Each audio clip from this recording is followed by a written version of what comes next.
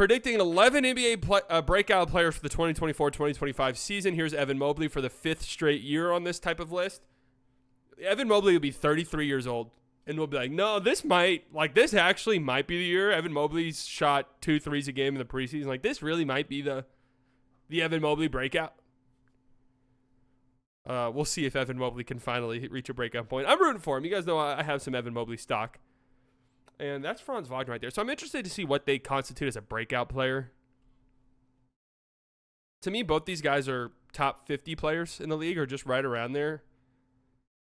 What constitutes breakout? Let's find out.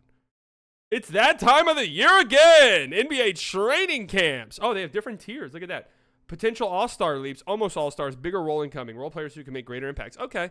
Potential all-star leaps, Evan Mobley. Can Evan Mobley make an all-star game this upcoming season? I definitely think it's possible, right? A world where the Cavaliers are good. Their defense is really good. Evan Mobley is like in top 3 defensive player of the year consideration. And, of course, it would have to be an offensive leap for him because we already know he's a good defensive player, right? Very rare defensive skill set. This 4 that can move his feet, can sort of captain the defense, can protect the rim, all of that. But realistically for him, it's offense. Wow, these are large articles. But for him, it's, 3-point shooting. That's something that has to get there. He is a good playmaker, a good passer, but just individual scoring for him has just been up and down, up and down. We've seen flashes, but it's time to really lock in. Mobley was horrible for the Mavs. If you know, you know. Mobley won't make an all-star. He doesn't score enough. It would have to be a world where he's averaging what? What would we think Mobley would have to average to make an all-star game? He'd have to be I think the Cavs would have to be really good. He'd have to be the defensive anchor. They'd have to be a top 3, top 5 defense. I think he'd have to get to 20 points a game. Last year he was at 15. His career high is 16. I think 18. 18's a little bit more reasonable. 18 and 10. 18 and 10. Maybe we're hovering around 2 threes a game right now. Last year he attempted 1.23 a game. 37%. That number has got to get to the 2s, I think. And it's possible that he makes an all-star leap. 23 years old, going into year 4. This is a guy who, 3rd in Defensive Player of the Year 2 years ago. Isn't that crazy?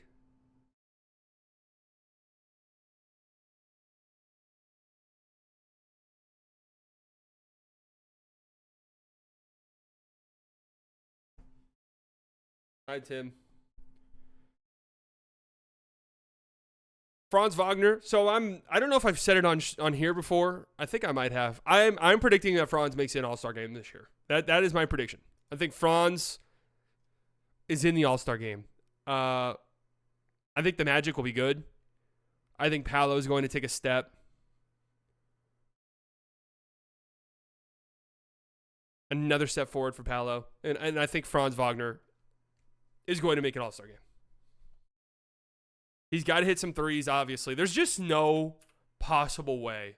Even if he's at 30% from 3, that's such a big upgrade from where he was a year ago. Such a big upgrade. He shot 28% from 3 last year and still averaged 19 a game.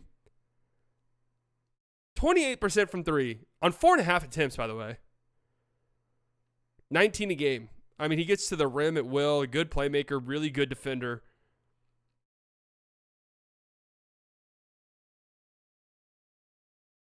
If those 3-point numbers can just tick up a tiny bit, right? Can we get just to a respectable point? Yeah, last year, Franz, 22% from the corner. That's the biggest indicator that something is fucking wrong with this 3-point shot. Because 45% from the corner is rookie year, 43% year 2. 22, I just can't believe that it's this bad, shooting-wise. Yes, Franz at the All-Star game, sitting courtside watching Paolo.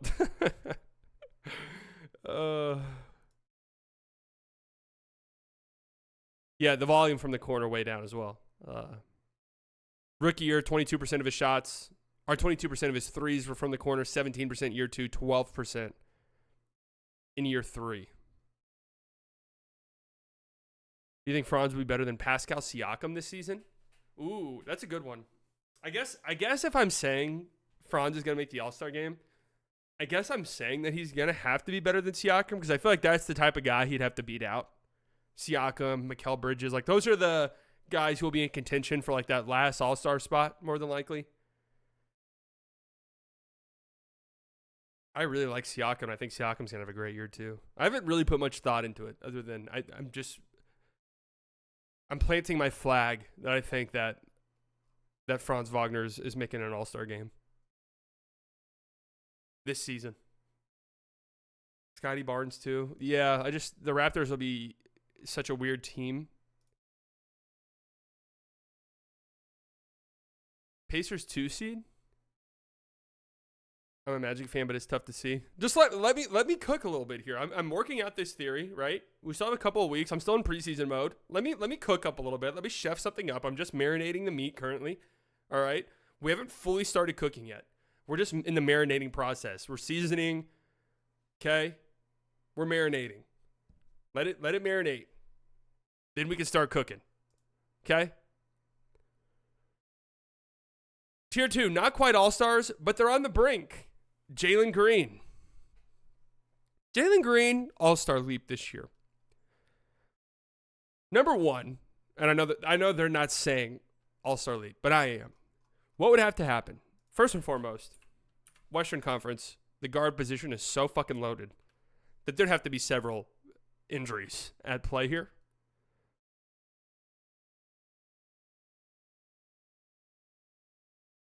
But if you're believing in a Jalen Green breakout, you're believing in March Jalen Green once again. This is who he's kind of been throughout his career. Where we've seen flashes, obviously. I mean, the athleticism through the roof, the individual skill through the roof. It's just putting it all together every now and then has been a problem, right? For consistent stretches. But every March, this guy walks through the door. It is a completely different human being. Like, let's just look at his career splits. His career splits are hilarious, okay? October, 16 points a game, 45% true shooting. Hey, starting a little slow. Nothing wrong with that. It's October, right? Whatever. November, pretty solid numbers. 19 points a game, 57% true shooting. Starting to heat up a little bit. December comes around, 18 points a game, 52% true shooting. The efficiency numbers dip. That's all right. It's Christmas time. Our mind's in different places. We're adding some holiday weight. I mean, we've all been there, January, 18 points a game, 51% true shooting. I get it. January, seasonal depression's really fucking hitting. That's a tough month. The holidays are behind you. There's that depression, the depressing feeling knowing that the holidays are done and now you're just looking forward to the shitty months of the year. Right? February, 17 points a game, 51% true shooting. Ugh. All-Star break. We're just looking forward to our trip to Cancun because we know we're not going to the All-Star game. We're Jalen Green. That's just true, right? So we're just looking forward to our week off. Maybe hit up Turks and Caicos or something. Then boom, March comes around, completely different, man. 24 points a game, 58% true shooting.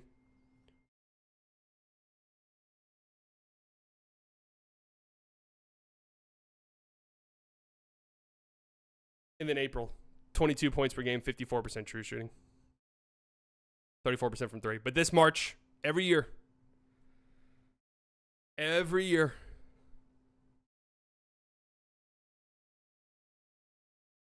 It happens. And every year we do get bought in. But last year, he's still so young. I mean, we closed out. What is he, like 23, 24? I mean, he's still a young dude who's growing as a player. And the Rockets are supposed to be a team competing for the playoffs. Now, look, last year, you could talk about March doesn't really matter. It's when teams stop caring. That's when the Rockets rattled off that impressive win streak, and they put themselves in the play-in race. They put themselves directly in the play-in race. So just say that, just to completely write off March as it doesn't really matter, I think is not fair to Jalen Green because they were playing some meaningful basketball games over that stretch, and he was playing really well. There's just this Rockets conundrum where it's who's taking that leap forward. You can't pencil in 7 guys to take a leap. It doesn't work like that.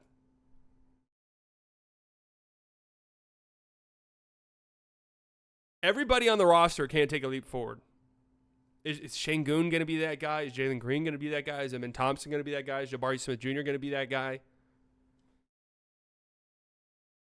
They're on a big winning streak until they ran into the Mavs. Yes, I mean, they did play some easier teams, but their games mattered.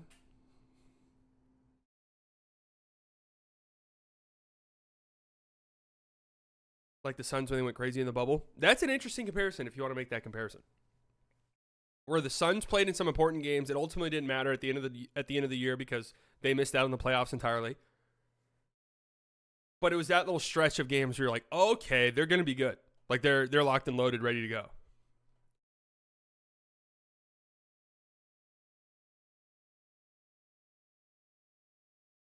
I'm rooting for him. I like Jalen Green. If he puts it all together, he's a very, very, very fun player to watch. Very fun player to watch. So I am rooting for him. Jalen Johnson. Of course, Jalen Johnson was playing really well and could have won most improved player last year if he played the 65 games required. Does that game have a 65 game requirement? Only played in 56 last year. And the reason why I say he could have, I mean, we saw a scoring increase of him from 5 points a game sophomore year to 16. Now, granted, his minutes more than doubled.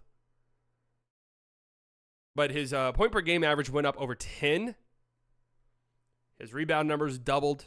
His assist numbers doubled. I mean, of course.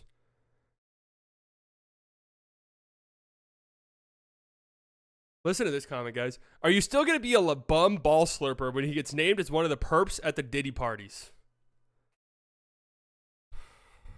Hey, it's Monday, guys. It's Monday. Like, we're not even in full swing of the week yet. Like, if I'm getting those comments on Friday, cool, I get it. It's been a long fucking week, right? We're all kind of locked in. We're all getting ready for the weekend. Monday. Wow.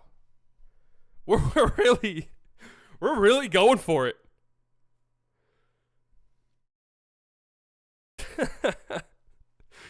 Could JJ be a franchise guy? No, but he could be a great number 2, number 3 guy moving forward. 22 years old, going to turn 23 in December. The reason why I say that he could have won most improved last year, Zach Lowe openly said he would have voted for him, and we know how much sway Zach Lowe has, especially in an award like most improved, where I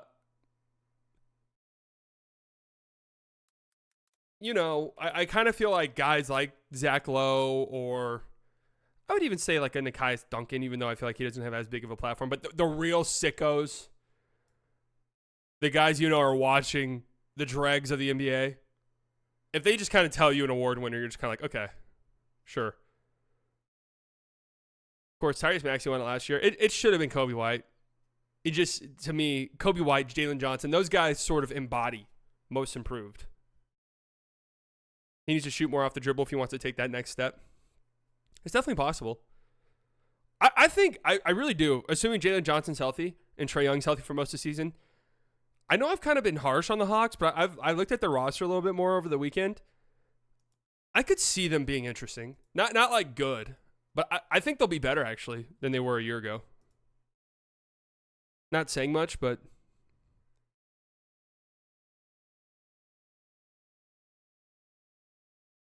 like as it stands currently, their team, you have Trae Young as the number 1 guy. I mean, Jalen Johnson's the number 2 guy. People are saying the Hawks are going to be the worst team in the league. I can't see a world where that happens unless you're talking crazy injuries, which you could make that argument for pretty much everyone. There's just no way. I mean, their talent, they're so much more talented than the Nets and the Pistons, than the Blazers, than the Wizards.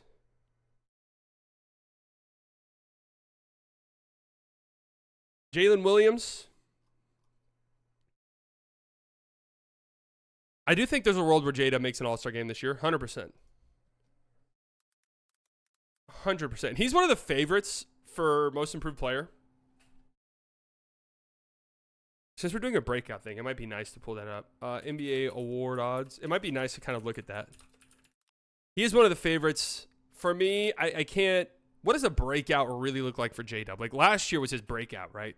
I think a breakout for J-Dub does not happen in the regular season. I just can't imagine his numbers shooting up that crazy. Like 19 points a game last year. 4.5 assists, shot the ball really well, was really efficient. Does he get over 20 points a game? Maybe. But you have to assume, right? You have to assume that Chet's going to take a bit of a leap next year, just naturally going from rookie year to sophomore year. There's going to be a leap expected there. For him, yeah, J-Dub's already really good. I agree. Like I said, let's see. He has the 4th best odds currently for most improved player. Tied, actually, interestingly enough, with Evan Mobley and Jalen Johnson, a couple guys we've already talked about.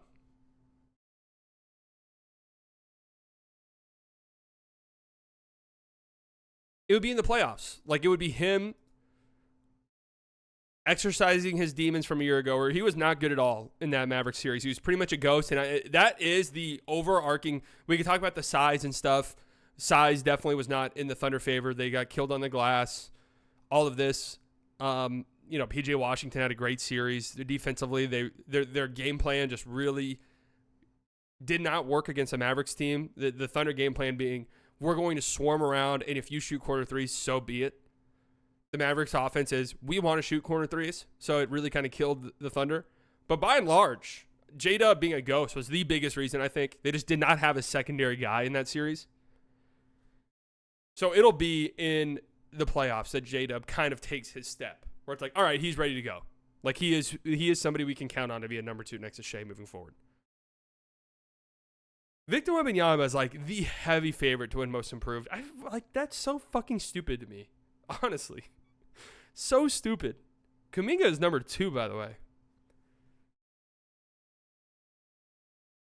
Tier 3, bigger roles incoming. These 3 players are set to take on bigger roles than they've had recently, and they'll get a chance to show their worth, be it with their contracts or their on-court roles. Josh Giddey right here. Now, just full disclosure, Josh Giddey currently 3rd in Most Improved Player of the Year voting. A week from Friday is when I'm doing my award predictions. And I'm just telling you right now, I'm leaning towards the Giddey Most Improved Player. That's kind of where my mind is taking me. Josh Giddey.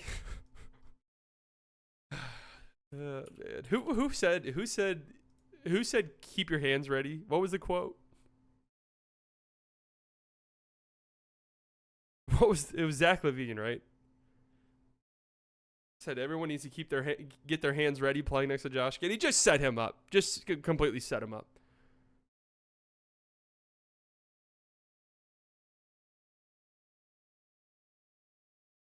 The media will look for any reason not to give it to him. I think that could factor in, where if it gets to nut crunch time and we're actually talking about the votes, it's like, am I really about to vote for Josh Giddey? Puff Giddey. But Josh Giddey, no secret, just stuck out like a fish out of water on that Thunder team. Like, just didn't make much sense last year. And it really, the Thunder got much better. Teams had a really game plan on how they were going to stop the Thunder. And he was the attack point, both defensively and offensively. We're going to leave you alone. You're going to shoot open threes, 33% from 3 last year. I don't think that number even does justice as to how bad he was from 3 last year, because the overwhelming majority of those are just completely wide open. Completely wide open. And he was unplayable in the playoffs, especially in that Mavs series. Completely unplayable. Played off the floor entirely. 12 points per game last season, but sophomore year, 2 years ago, 16 points per game, 8 rebounds, 6 assists. He's now going to a place where he's going to have the ball in his hands. He's going to be the primary guy just in terms of initiating offense.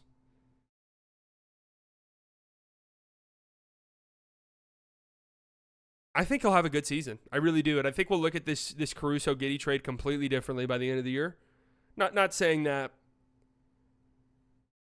it'll be a bad trade for the Thunder or anything, but just saying that the Bulls did much better than we initially thought. Not me. I said from the onset, I was like, this isn't as bad of a trade as everyone is making it out to be. But you know how people are, right?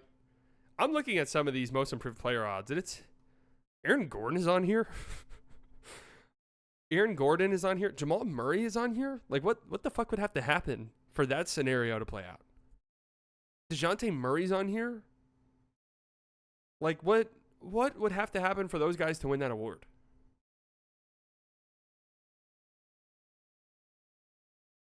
Şengün?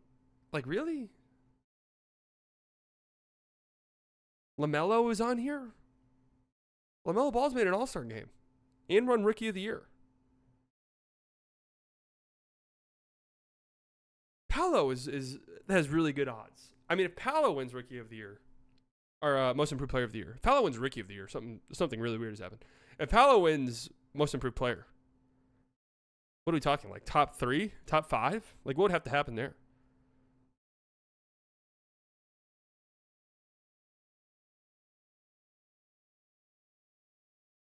Brandon Podziemski, he's got pretty good odds to win Most Improved Player. He was good last year for the Warriors. I do wonder what his ceiling is, though. To me, he just screams like solid role player.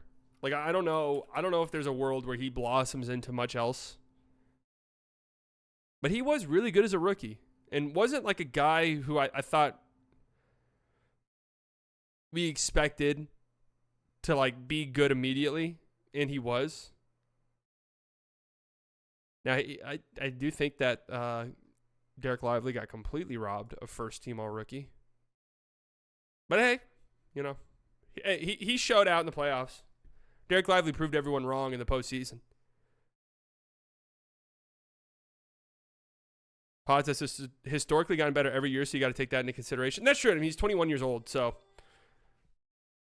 And he will. I mean, just the, like this article says, bigger roles incoming. That's 100% true. With Klay Thompson gone now, Podziemski is going to be a key player, going to start for them, I would assume, right? It's going to be interesting. He went from no minutes at Illinois year 1 to a draft pick the year after. Yeah, I guess it is kind of silly to just assume that he's kind of done. Plus 10,000 odds for Lively to win Most Improved Player. That's a good bet. Not really. I mean, second-year guys never win it. And just for Lively to win it, he was too good as a rookie. Like, Lively was too good as a rookie to win it just because what does a Most Improved Player of the Year season look like for Derek Lively? Like, what are we talking about? Like, what are we talking? All-Star? We'd have to be. We'd be talking like Defensive Player of the Year level defense. I just don't really see it. I also hate second-year guys getting Most Improved Player. I just think it's fucking stupid. It sort of goes against the spirit of the award, in my opinion. Cam Thomas, we're doing the Cam Thomas breakout again. We did this last year, but this year it is like, who else is scoring? Wow, his odds are at plus 3,400. I actually thought it'd be much better than that. Scotty Barnes has better Most Improved Player odds than Cam Thomas. Again, Scotty, like, what is the... He was an all-star last year.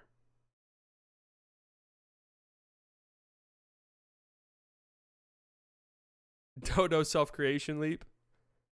Maybe sneaky Cam Johnson Most Improved Player shouts. Yeah.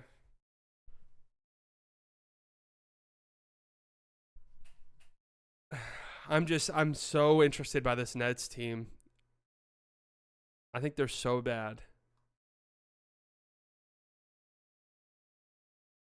Cam Thomas about to have a Jerry Stackhouse type of season. 30 points a game coming up for Cam Thomas. People thought that was happening last year. That we would get like a horrible 30-point per game season from Cam Thomas. I remember people saying that. Only got to 14. I'm sorry, 22. 14 is his career average. 22 points a game. On 18 shots. Do we get 25 shots a game? Do we get 25 shots? He averaged 2.9 assists.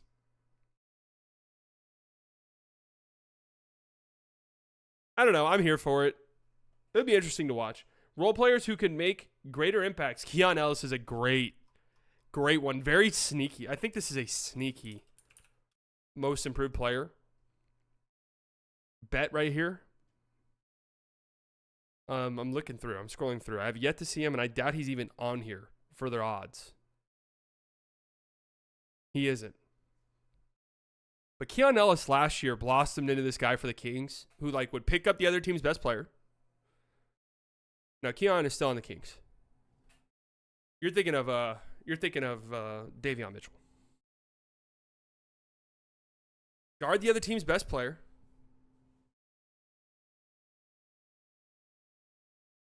A dog defensively. And shot 41% from 3 on 3 attempts a game.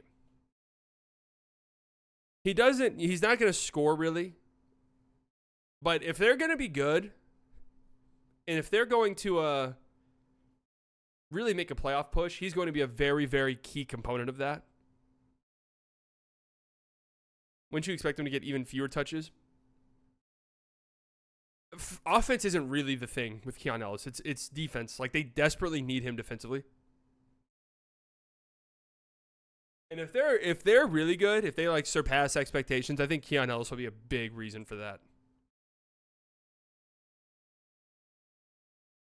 Chris Murray, most improved player. There's a Keegan Murray, most improved player argument. I wonder what his odds are. They're pretty high. He's tied with Jabari Smith.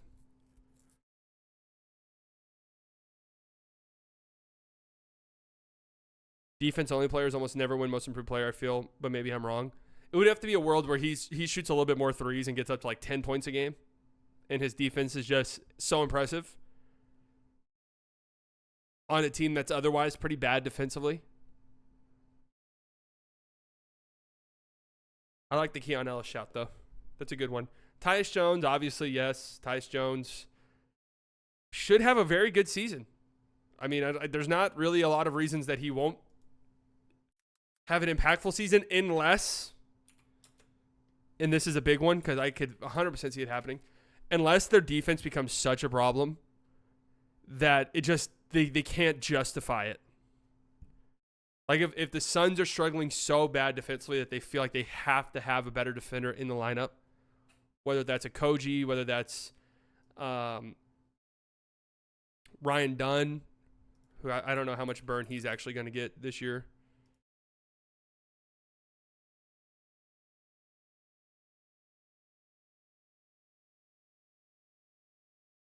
That they're just like, fuck it. Beal, Booker, one of you guys are going to have to play point guard even though you don't want to. Like, one of you guys are going to do it. And he's back to the bench. I could see the Suns being way better. They were injury hell to start the year, it felt like. Yeah, I think the Suns would be good. I do worry about their defense. Offensively, they're going to be torching teams. If they're healthy, they are going to be torching teams offensively. It's just defensively, can they get enough to not be in like 130 to 135 games? What happens to the Suns if they are trash? I don't see a world where they're trash unless they're really injured. But if they are trash, I don't know. I mean, does Kevin Durant get traded midseason? I would say no, but are we really going to sit here and pretend like it's not a possibility? You know, it's Kevin Durant.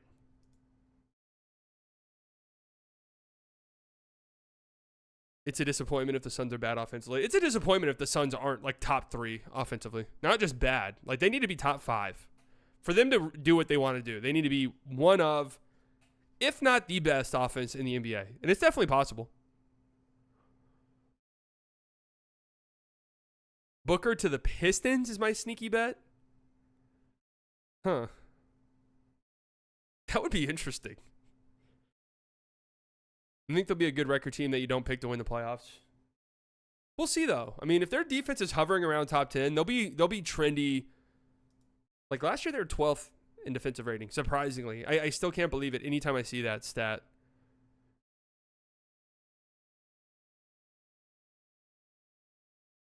Booker to Orlando, that would be sick.